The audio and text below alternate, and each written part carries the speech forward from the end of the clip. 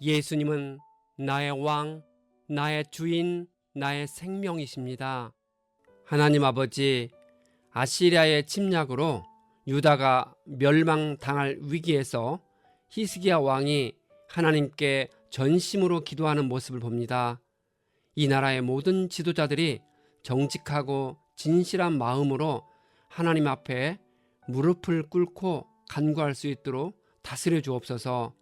예수님의 이름으로 기도합니다. 아멘.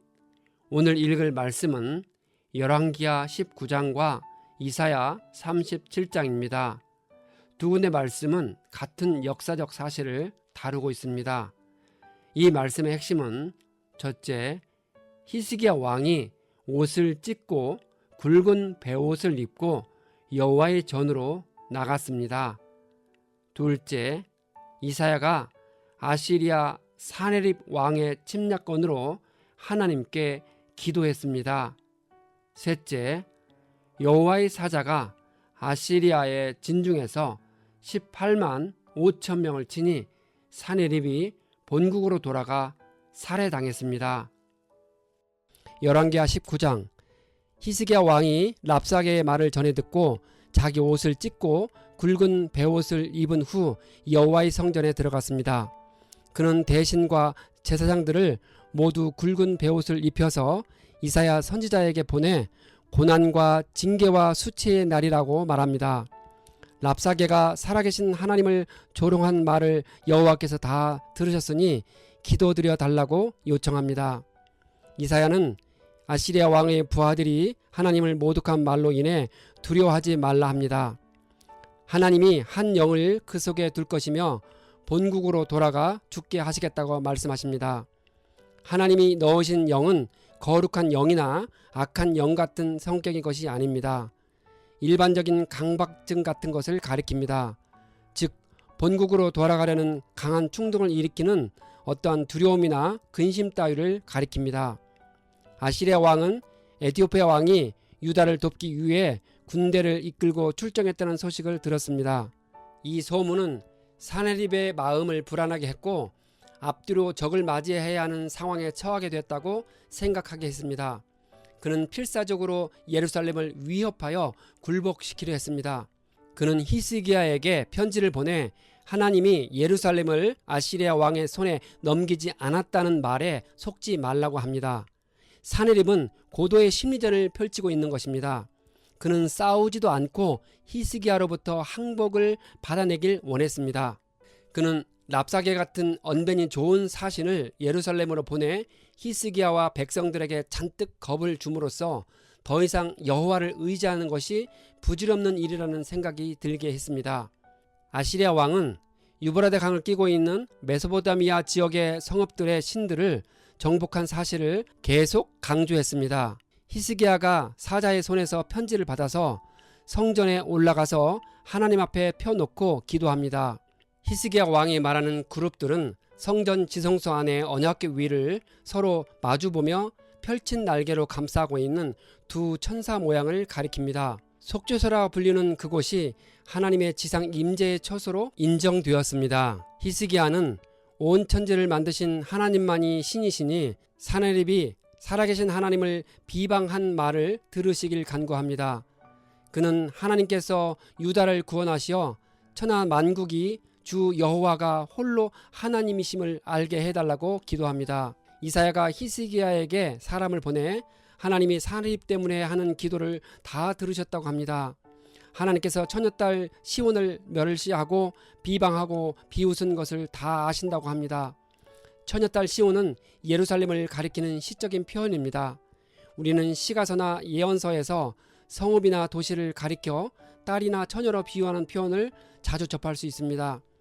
하나님이 예루살렘을 처녀딸이라고 한 것은 그만큼 예루살렘이 이방인들에게 짓밟히지 않는 순결한 성읍이라는 뜻이며 하나님께 소중한 존재라는 의미입니다. 하나님은 죄 많은 나라들을 징계할 목적으로 아시리아를 도구로 사용했는데 그 왕이 그것을 모르고 교만했으니 어리석다고 꾸짖으십니다.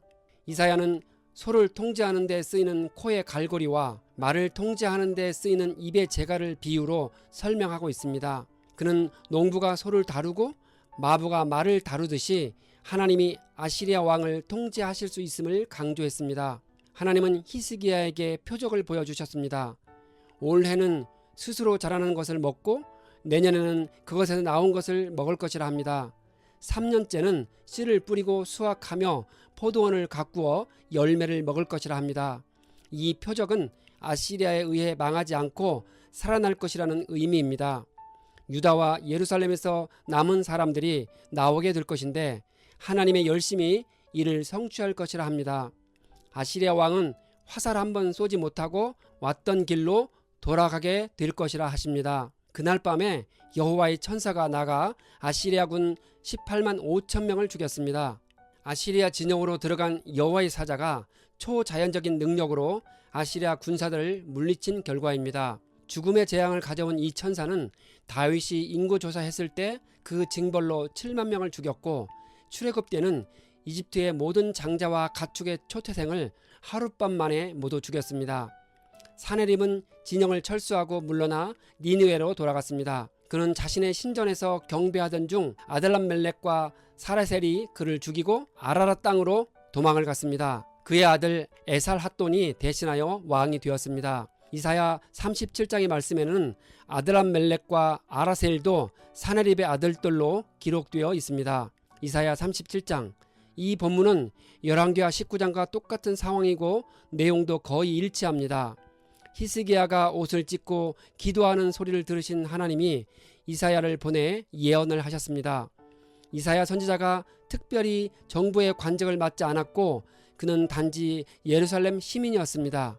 그럼에도 불구하고 히스기야 왕은 이사야를 하나님의 대변인으로 인정하고 존중했습니다. 히스기야 왕은 국가적인 위기를 맞이해서 하나님의 지시를 받고자 이사야를 찾았습니다. 이처럼 한 나라의 지도자인 왕이 하나님의 사람에게 길을 묻는 것은 매우 중요합니다. 신접한 무당에게 묻는 것이 아니라 자신이 인정하고 존중하는 하나님의 사람에게 주님의 뜻을 구하는 태도는 지도자의 가장 중요한 자질입니다. 하나님은 히스기야의 기도를 들으신 후에야 예루살렘을 구원하실 계획을 세우셨을까요? 하나님은 히스기야의 기도에 앞서 이미 예루살렘을 아시리아 왕 사네립의 손에서 구원하시기로 작정하셨습니다. 그럴지라도 하나님은 히스기야 왕이 자신의 기도가 응답받았다는 사실을 알기 원하셨습니다. 이처럼 하나님은 작정된 목적을 이루시되 우리의 기도에 응답하여 일하시기를 기뻐하십니다. 히스기야 왕에게 주어진 징조는 빠른 시일 안에 황폐해진 유다 땅이 정상적으로 회복된다는 것입니다. 아시리아의 침공으로 인해 크게 피폐해진 유다 땅은 첫 해와 다음 해까지는 정상적인 파종이 어렵겠지만 3년째는 땅이 완전히 회복되어 파종과 수확이 가능했습니다. 아시리아 왕 사네립은 아시리아 군대의 본진이 있던 예루살렘 남서쪽 성읍인 라기스에 머물다가 림나로 퇴각한 후에 그곳에서 치명적인 손실을 입고 본국으로 퇴각하고 말았습니다.